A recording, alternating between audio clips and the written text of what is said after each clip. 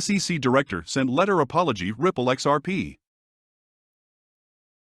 Garlinghouse repeats that Ripple is ready to negotiate with the SEC if the agency provides clarity on XRP, which will help American institutions such as Bank of America gain a competitive advantage through the use of Ripple ODL. The current price of XRP for today is $0.35 and the trading volume for 24 hours is $136,000,000 We are updating our XRP price in US dollars in real time. XRP has dropped 30% in the last 24 hours. Welcome to the Rich Club channel. If you like this video, don't forget to like it and subscribe to the channel. Do you think the analysts are right about XRP? Write the answers in the comments. Giving away 500 XRP at the end of the week. One random subscriber will receive XRP coins. Take a look at the instructions in the comments section. All you need to do is write the word XRP, watch the video to the end to like and subscribe. The Relative Strength Index, RSI, has not been definitive over the past few days.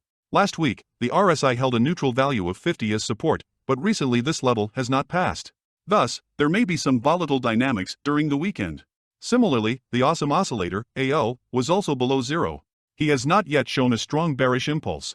The A/D line had a resistance zone that was directly overhead and was indicated by two dotted white lines. If A/D can overcome this region, it will be a sign of sustained demand for the XRP rally. The Directional Movement Index, DMI, showed the absence of a strong trend. ADX, yellow, it was at level 20, ADI just above the 20 mark. Technically, this indicated a bearish trend, but in general meant the absence of a significant trend over the past few days. The $0.35-$0.36 range will be important to protect the bulls over the next day or two.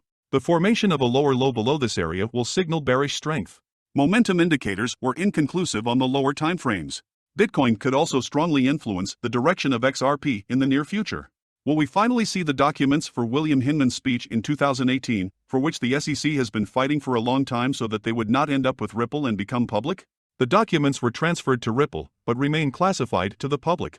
Lawyer Philin believes that the judge will declassify any document, including Hinman's documents, only depending on whether she relied on him when making her decisions. Hinman declared Bitcoin and Ethereum not securities. Although he did not talk about XRP during the speech, Ripple believes that the agency discussed XRP during the preparation of the speech. Notably, the SEC and Ripple have officially filed sealed briefs with responses to the brief judgment, and many expect the parties to refer to Hinman's documents in their responses, but that may not be the case. James K. Phelan shared his opinion on the disclosure of Hinman's documents and the opportunity to see how the parties refer to excerpts from the documents in their respective response summaries.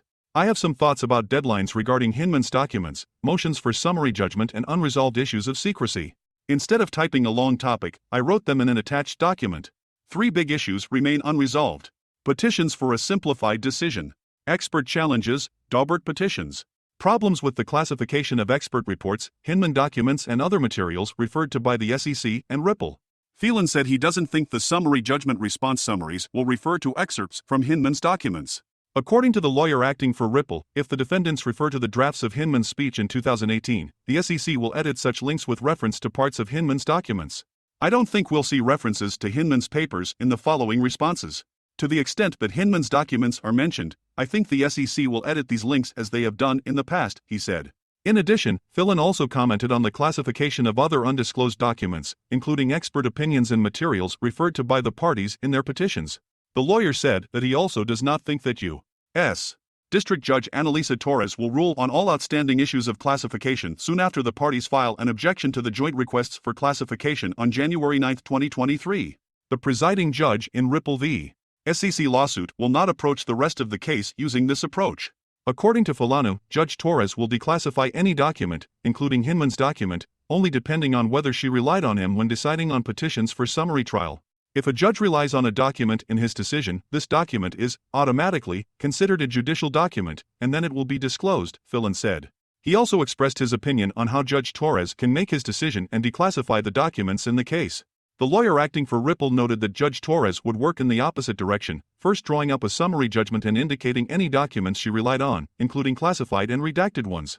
However, other documents that Judge Torres did not rely on in her decision in a simplified manner will be discussed on whether the documents should remain classified, Phelan added. According to Phelan, Judge Torres had previously used this approach in the Goldman Sachs case, in which there were also closed disputes and challenging petitions for a summary judgment. David Schwartz, chief technology officer of the blockchain company Ripple, believes that Massachusetts Senator Elizabeth Warren may be right when it comes to regulating cryptocurrencies. It's not an awful position to work with. At least it agrees that regulations need to change and that it is important to get crypto regulation right. In a recent article published by the Wall Street Journal, Warren argues that cryptocurrency could eventually destroy the economy if there is not proper oversight. Although the senator acknowledges that cryptocurrencies can potentially make the financial system more inclusive, she also points to the fact that history is littered with all sorts of fraudulent financial schemes that were advertised by criminals and charlatans. Warren argues that the heads of crypto projects that violate the law are no different from other financial instruments, so the Ministry of Justice should use all its strength. Warren also dealt a blow to companies engaged in the mining of cryptocurrencies, which load the energy system and increase greenhouse gas emissions. She stressed that the cryptocurrency should be subject to the same rules as other financial sectors. On Twitter, Schwartz wrote that this is not a terrible position to work in. It's not a terrible position to work in. At the very least, she agrees that the rules need to change and that it is important to ensure proper regulation of cryptocurrencies. Warren has long been one of the leading cryptoskeptics of Congress. In a September interview, the progressive MP called the cryptocurrency unreliable, destructive, and dangerous. In early April, Warren compared buying Bitcoin to buying air. Binance has confirmed that it will hold a Flare (FLR) giveaway on January 9 among eligible XRP holders. Binance, the world's largest exchange by daily trading volume, has confirmed its support for the recently announced Flare (FLR) distribution, which will take place by January 9, 2023 for eligible XRP holders. This confirmation followed the exchange's announcement of airdrop support 2 years ago, when the token was still called Spark. The Flare Networks team announced the development in an official tweet and press release on their website. Binance has confirmed that on January 9, 2023, they will provide Flare tokens, FLR, to eligible customers.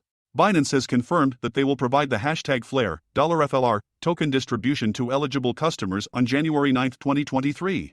According to the press release, Binance confirmed that it will distribute the first 15% of FLR tokens on the platform to eligible XRP holders.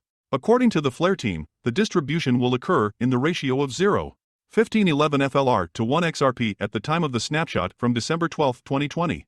This means that customers who had XRP on their Binance balance at the time of the snapshot on December 12, 2020, will receive 0.1511 FLR for every 1 XRP token. This is consistent with earlier announcements. In addition, as confirmed in previous reports, the rest of the token distribution will be determined by the results of the vote held on the Flare Improvement Proposal, FIP 01. If the votes are in favor of the proposal, addresses that have wrapped and delegated their tokens to Oracle's Flare Time Series, FTSO, will receive more FLR tokens in the ratio 0.8562 FLR for every 1 XRP stored, and will not be sent by airdrop within 36 months. Upon completion of the entire distribution event, XRP holders will receive 10073 FLR for each XRP stored at the time of snapshot creation for 36 months. The Flare team noted that it will update the community accordingly in case of further support for the distribution from Binance. Finally, the team provided additional clarifications regarding the recent confirmation from Binance. The press release specifically notes that the recent announcement does not represent a new airdrop for Binance users, but only confirmed the preliminary distribution date and the name change from Spark to Flare FLR. Recall that Binance was one of the first exchanges to announce support for the airdrop of the FLR token, formerly Spark, which was announced on November 25, 2020. In the litigation between Ripple Labs and the U.S. Securities and Exchange Commission, SEC, both sides took an important step towards the decision of Judge Annalisa Torres. According to a tweet by defense attorney and former federal prosecutor James K. Phelan, both Ripple and the SEC filed summary judgment briefs yesterday morning. Initially, the two parties to the dispute had to submit their aforementioned papers by November 30. On December 2, Ripple and the SEC were supposed to meet to jointly discuss the amendments. Finally, on December 22, collective petitions were to be filed to seal all documents related to petitions for a simplified trial. However, as Phelan tweeted, the schedule is likely to shift. This assumes that the edited responses will be submitted around this Friday, December 2, Phelan said.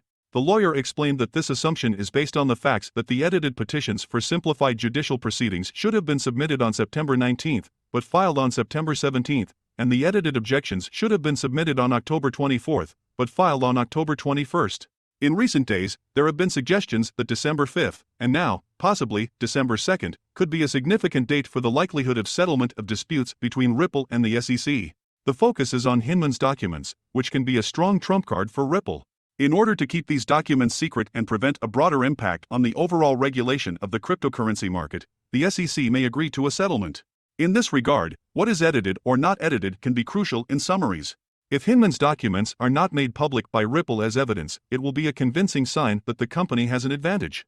However, a member of the XRP community, lawyer Fred Rispoli, does not believe that it will end so soon. According to him, it is unlikely that the SEC will agree to release Hinman's emails without a court order. And this decision will come into force only after retaliatory measures are taken on January 9, Rispoli said.